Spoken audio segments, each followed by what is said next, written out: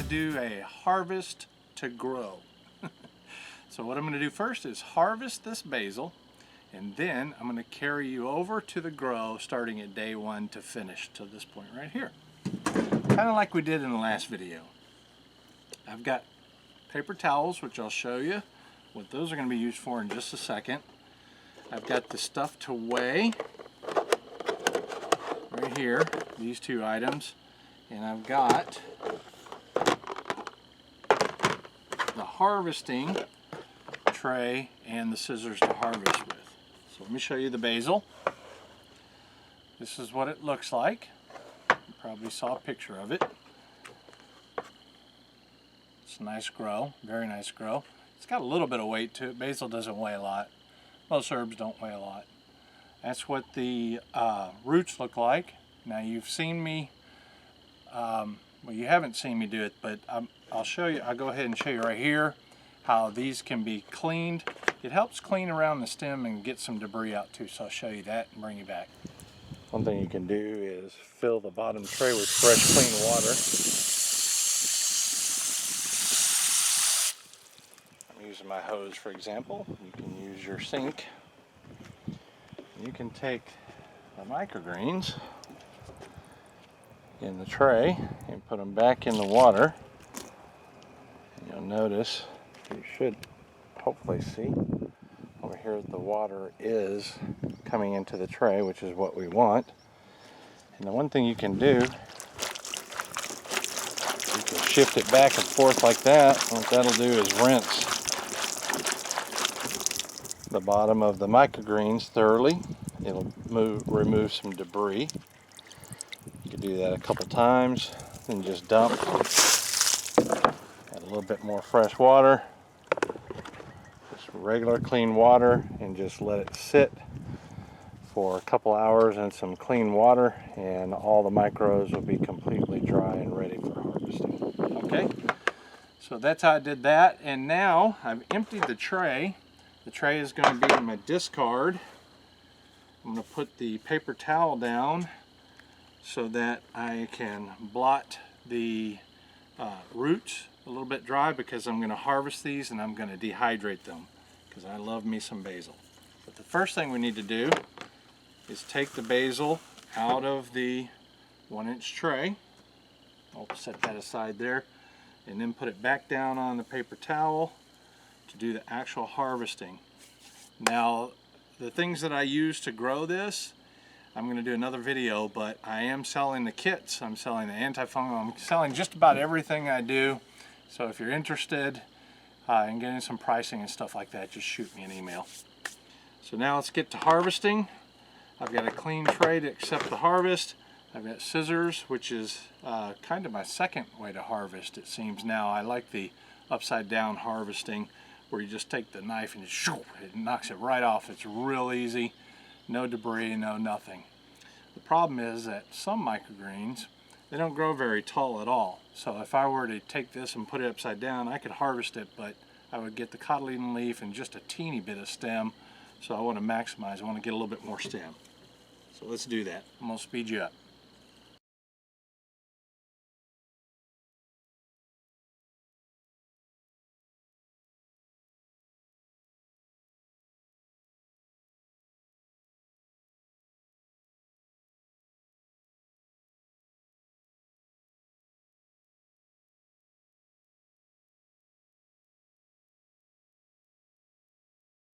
Alright, that's pretty much it. I'm going to take and just get some of the scragglers here. Now I am going to rinse these before I dehydrate them. And I'll just do that in the sink. Just soak them and push them down and mix them around. I may show that. Now this is on a small screen. It'll be in the video coming up. And small screens are a little tougher to clean, get the stems off, but it's not that hard. I'll show you in just a second here, kind of talking to you about this. If you have any questions about this or anything, not a lot of people ask questions, but I really enjoy these grows, because I can use these screens. I can use once I buy everything, I can continue to use them over and over and over. I've had these screens for better than 6 months, and I've been using them over and over and over, specifically the same ones, so that I can determine how durable they are. And I am already selling these and a couple other items, so there's a whole bunch of little stuff here, but I'll forego some of it just to show you how easy. And I'm going to put this in my waste tray that I'm going to use for waste. And before I clean it, I want you to see the tray. And what you'll see is there's a congregation of seeds right here, because of the way I washed it, that you saw me rinse it back and forth like that, so they kind of moved and migrated towards each other. But other than that, just look at the screen. I need to talk softer now that I'm closer to you. I noticed that in the last video I was editing. I was talking too loud. See that congregation of seed right there? Anytime you grow microgreens, you're going to have seed. But with my grows, if you do it like I do it, you don't have mold. You don't have mold, and you don't have to buy soil, cocoa, potting mix, any of that. So I do have a good bit of greens here. I want to move some of them into the tray because I'm being real particular with basil, because it's such a fantastic microgreen. It's so fragrant, and I want to get a lot of that for dehydrating in tomato soup. Oh, it's so good. Anyway, see that?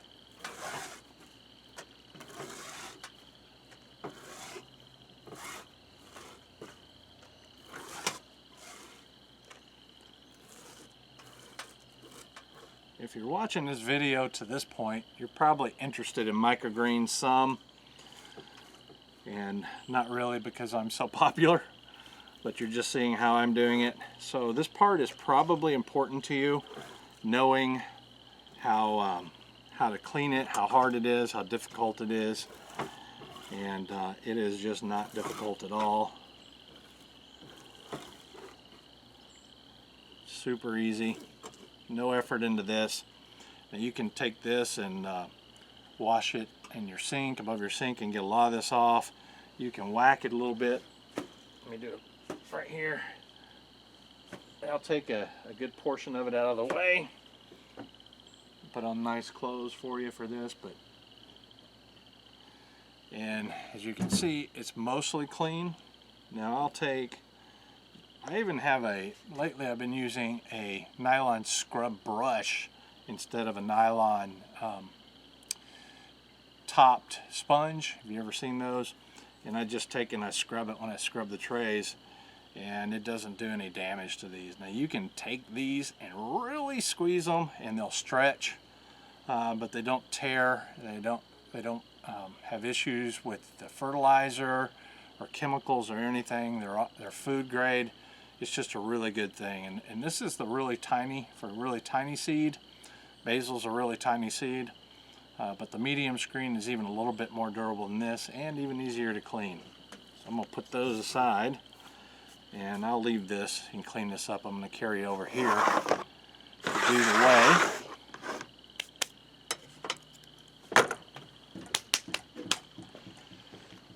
We'll do it in real time.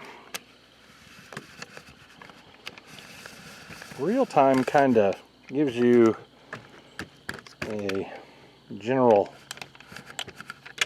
kind of how long it's going to take timeline if you're doing this. And I am not a fast person. I'm pretty methodical. One might call me slow. Oh me.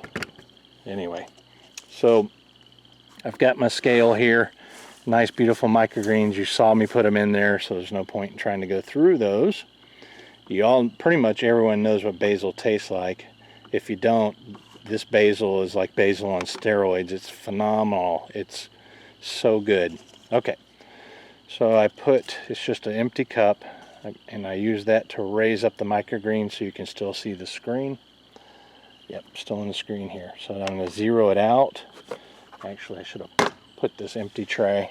Let me get all trace of microgreens off of it. So you can kind of see here, the whole point of this empty tray is to zero out the weight of the tray so that when we get the weight, now I have to make sure that you're in it and you can see it.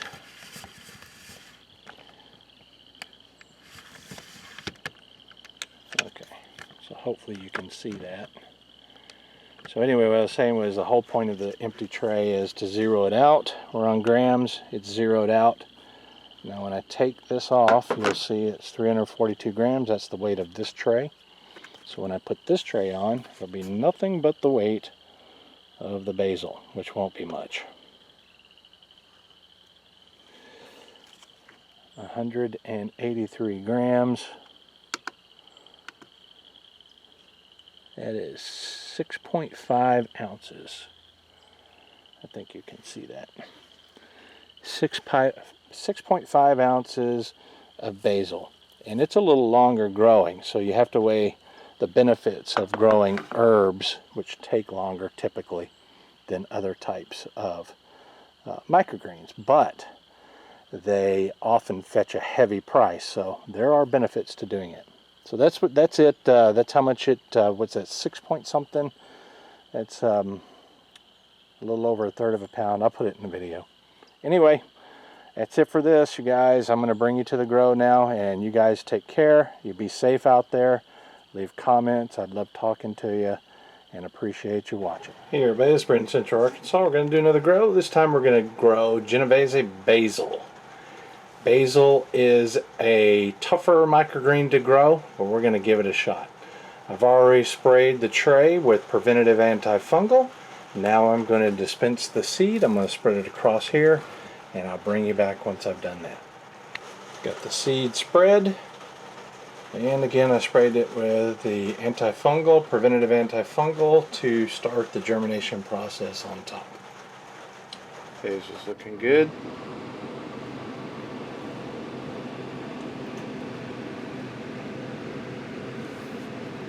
Seeds are coming off on the cover,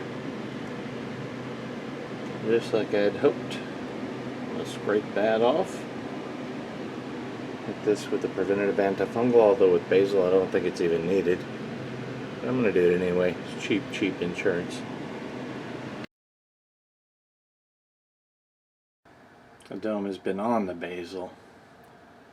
I haven't taken it off yet. From what I've seen, basil is a very short plant.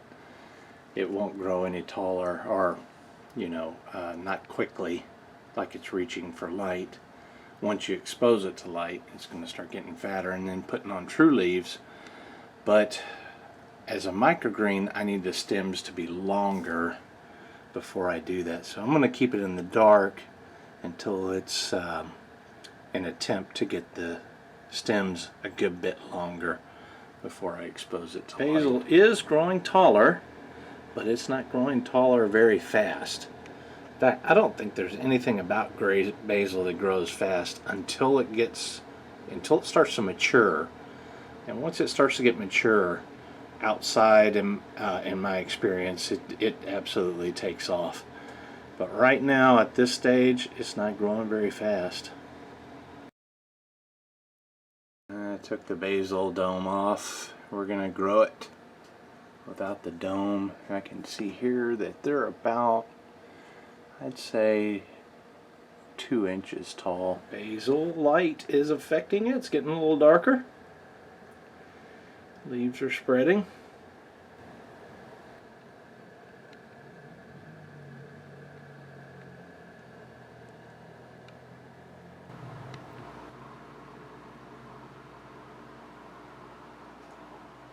It's harvest day. I've got it set up here in the kitchen over the sink. I've got the microgreens.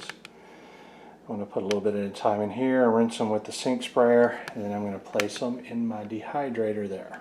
Alright, had to adjust the tripod so that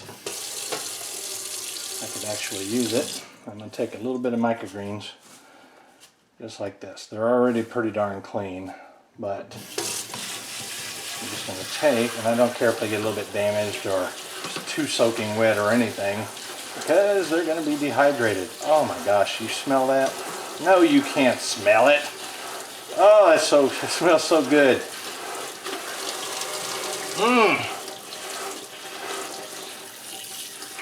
So I'll rinse those and I'll put them on the dehydrator, and I'll bring you back once I load up the dehydrator. I've got 2 that are ready to be dehydrated. They should be ready in a few hours, and I'll put them on the dehydrator.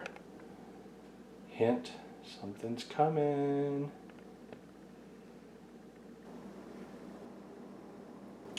There you go. That's my basil. I don't think you can get much fresher than that, and it's a microgreen, so you know that the nutrient is very dense. Now, dehydrated basil is probably not the ideal thing. As a matter of fact, if it were me, the ideal use for basil is to use the tiny microgreens you saw and put it in a caprese salad. Oh my gosh, the mozzarella, the balsamic vinaigrette with tomato, especially a fresh homegrown heirloom tomato. Oh my gosh, with some basil, some fresh microgreen basil, that just is, I wish I had some tomatoes right now. I'm such a tomato fan. Anyway, that's it guys. You guys take care.